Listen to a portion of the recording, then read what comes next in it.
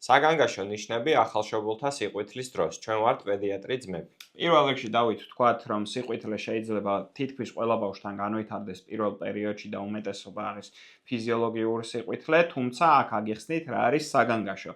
მაგალითად, პირველ რიგში რასაც უნდა მივაქციოთ ყურადღება, თუ სიყვითლე განვითარდა დაბადებიდან პირველივე დღეს, ეს ყოველთვის არის საყურადღებო და საგანგაშო და ექიმაც და მშობლობაც უნდა მიაქციოს ამას ყურადღება. ასევე მნიშვნელოვანი არის განავლის ფერის კონტროლი, მაგალითად თუ არის თეთრი ფერის განავალი, ეს ნიშნავს, რომ სანაღვლე გზები არის დაზიანებული და შესაბამისად ექიმს უნდა მიუმართოთ. ასევე გვახსოვდეს, რომ თუ სიყვითლე 14 დღის მერეც გრძელდება, მინიმუმ ბილირუბინის დონეც პერიოდულად უნდა გაკონტროლდეს. იქიდან გამომდინარე, რომ ფერების შეფასება არის სუბიექტური, მშობლებს შეიძლება გაუმარტივდეთ სიყვითლის შეფასება მაშინ, თუ დღის სინათლეზე შეაფასებენ და დააკვირდებიან თვალის თეთრ ნაწილს, ანუ სკლერას. დაგვიწერეთ კომენტარებში თქვენ პატარას როდის გადაუვიდა სიყვითლე. კარგად.